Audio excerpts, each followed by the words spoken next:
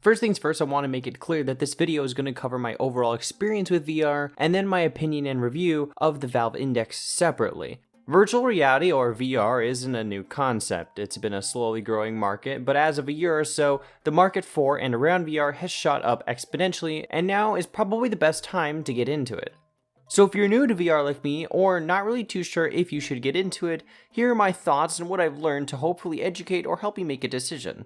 So the first thing that I should say that I learned the hard way is that VR is not a controller, it is its own separate console. I felt that I should mention this because this is one thing that hit hard when I started. The reason I got the headset in the first place was originally to play Robo Recall, which I afterwards learned was an Oculus exclusive. So my first piece of advice is not to do what I did, and if you want to play certain games specifically, I would do your research. Another thing that I learned off the bat was that VR is most certainly not for everyone, but that does not mean that you should put it down forever if your experience is less than stellar. Like mine, I got very, very motion sick, but if the same thing happens to you, then I implore you to do this.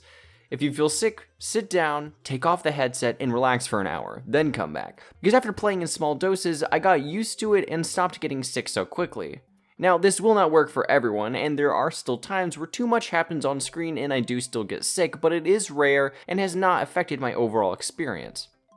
The most important thing in VR is to know your space, because in VR you don't see your surroundings. While some headsets like the Index allow you to create a play space using the room setup tools, this isn't perfect and doesn't account for objects and furniture. Make sure that any breakables or loose things are out of the way, and that you know where you are. My personal method is to stick a piece of Velcro on the floor. This way I know where the center of my play space is and which direction I am facing, just by using my feet. Now, this of course is much less of an issue if you have a dedicated large space for VR, but it is still worth keeping in mind. Another thing that is both a blessing and a curse is the games, that being a very clear lack of them. Now, this is mostly due to it being a relatively new platform, and also because it's probably difficult to make a VR game. But one thing I will say is that you should most definitely open up your horizons when you're playing. Simply put, games feel different in VR. I was never one to enjoy simulators, but Cooking Simulator in VR is a genuinely fun time that gave me a much better appreciation for the time and effort my mother puts into her meals. Now, I don't know about other headsets, but the Valve Index is compatible with other accessories. I personally use Vive full body trackers and it works like a charm. That being said, a lot of games don't actually account for accessories, like the before mentioned full body. I've personally only used them for VR chat and I think it's still a pretty good time.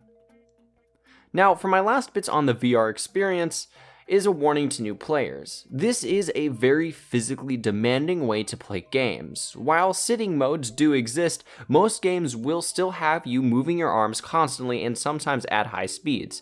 Some games like hot dogs, horseshoes, and hand grenades have you holding your arms up constantly to aim, and it does get tiring really fast. That being said, VR will get your exercise in, especially if you play games like Beat Saber, and watching this, I don't really think I have to explain why. But this shows that it is important to mind your own health. Make sure you drink a lot of water and a fan is on so that way you don't overheat, because it is really easy to dehydrate, which will cause the headset to get uncomfortable and will give you some of the worst headaches imaginable. With all that said, I want to voice my opinions on the Valve Index itself, as it's the headset I've been using. Where the price is concerned, it's not cheap at all. It's available through Steam directly for about $1,000, but I'd say you get what you pay for. The set itself includes the headset, 2 controllers, 2 tracking bays, and charging and connecting cables for all of it. Yes, the abundance of cables is a necessary evil, and yes, that is a brand new copy of No More Heroes 3 for the Nintendo Switch. Thank you for noticing. Though I will warn you, this does take a lot of USB slots, so if your computer does not have enough, I would recommend getting something that would expand that. I personally use a Sabrent 4-port and I've had no problems with it. Link in the description. The Valve Index has a 1600 by 1440 resolution per eye, and it is the lowest resolution of the top headsets, but it outranks them all in refresh rate and overall performance. Kind of. The Index does not have wireless capabilities. The headset must be plugged into your PC at all times. This is because the Index runs on your PC exclusively, so the performance of your game will wildly depend on the beefiness of your computer. But with my $800 self-built PC, I've gotten very good performance on medium to low settings. The headset itself is not nearly as heavy as it looks. However, I will warn you all, the headset can fit very snugly on your head, but make sure that you do not get it too tight. You would be right to think that you want it really, really tight, so that way your headset doesn't move when you shake your head. But most games don't require you to be shaking your head in the first place, enough to make it matter whether or not the headset is digging into your skin. This will make it extremely painful to play and will leave a red ring around your face, so make sure to loosen it up. Make use of the head strap on top, so the headset rests on the strap, as well as hugging your face. This will make playing for more than half an hour much easier on your skin. Other than that, the headset is pretty nice. The headphones on the sides have good sound quality, though do note that everyone around you can still hear what's going on in-game. Next are the controllers, which unlike the headset, should and need to be tight around your hands. The lightweight controller has an adjustable strap that is fairly comfortable and breathable, so you can have the controls in place without having to grip it. Both have a joystick, A and B buttons, a trackpad, and a menu button. The battery life for each of these lasts about 4 hours. And I will say this, do not be afraid to use these controllers. These things are not cheap and can take a beating. I've hit my fair share of walls and doors with these, so I can most definitely vouch for their durability. The first feature is that it is by Valve. So it's compatible with basically every game that you could get on Steam, which isn't the case for Oculus and Vive headsets. The second notable feature is the finger tracking. Don't ask me how it works, but it does. When your fingers move on the controller, your finger moves in games. This is mostly used for making rude gestures at NPCs and kids in VR chat, but other than that, it serves little to no mechanical purpose in most games. However, while the individual finger tracking isn't particularly useful, the tech is there, so the index can let you grab objects in-game without the use of a grip button or anything of the sort. Now, I am personally not a fan of this, or at least how it's kind of required in most games. While it works 95% of the time, that 5% of times where stuff just doesn't get picked up, or gets dropped because I'm not gorilla gripping the controller, does get pretty annoying fast. But overall, I think the headset is most definitely worth the money, especially if you have a computer that can utilize it. My experience with VR is still in its early stages, but so far I'm enjoying most of it. And if anything, I hope that this video helped you make a decision or was just entertaining in general. Now, before you go, as a parting gift, here's a clip of me semi-masterfully preparing a fish meal in Cooking Simulator.